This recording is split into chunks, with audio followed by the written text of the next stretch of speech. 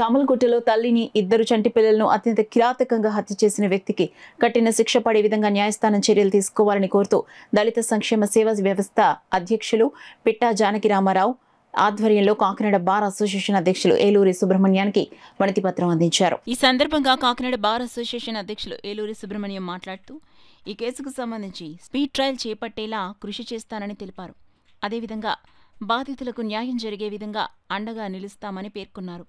కార్యక్రమంలో Kakinada bar association secretary Chakkapalli Veerabhadrarao, joint secretary Bandi Narendra, Manga Venkatakrishna, దళిత నాయకులు లింగం శివప్రసాద్, కాకర ప్రసాద్ బాబు, జనసేన నాయకులు మరియా, బండి సుజాత, మోనా, దీప్తి, అంజలి తదితరులు పాల్గొన్నారు. నేను వాళ్ళకి సలహా చెప్పాను, ఏ లాయరు చేయకుండా చూడటం కంట అతనికి లైఫ్ లేకపోతే ఉరిశిక్ష పడేలాగా ఆ ప్రయత్నం చేయాలి, మీరు అది మంచి అట్లా ప్రొసీడ్ అవ్వాలని కూడా సలహా చెప్పాను.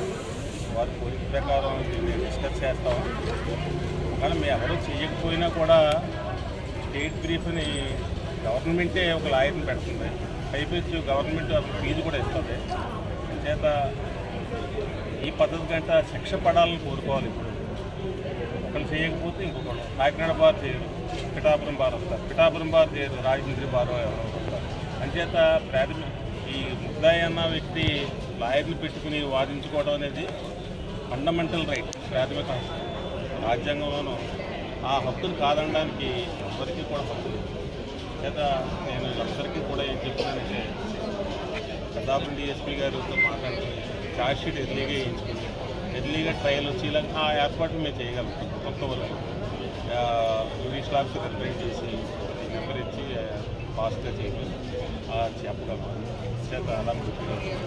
తలే సురేష్గా గుర్తించడం, అతను ఐ విట్నెస్ ద్వారా మరి ఇవాళ పోలీసు కస్టడీ తీసుకుని మరి ఇవాళ కాకినాడ సబ్ జైల్లో ఉంచడం జరిగింది.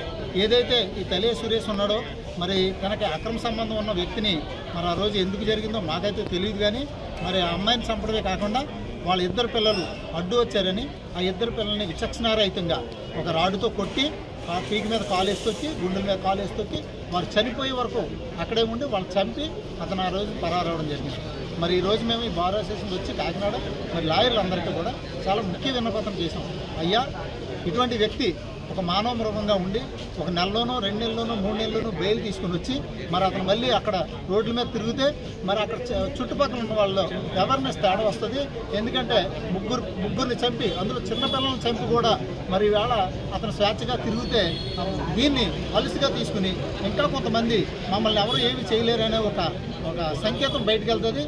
అందుకని అతనికి బెయిల్ ఇవ్వద్దని దీన్ని త్వరగా ఈ కేసుని ఈ బెయిల్ ఇవ్వకుండా త్వరితగతిన విచారణ చేసి ఆ విచారణలో ఇతనికి మరణశిక్ష విధించాలని, లేదు యావజ్జీవ కారాగార శిక్ష విధించాలని మేము డిమాండ్ చేస్తూ ఇక్కడ ఉన్న న్యాయవాదులందరికీ కూడా చేతులెత్తి జోడించి నమస్కారాలు తెలియజేసుకుంటూ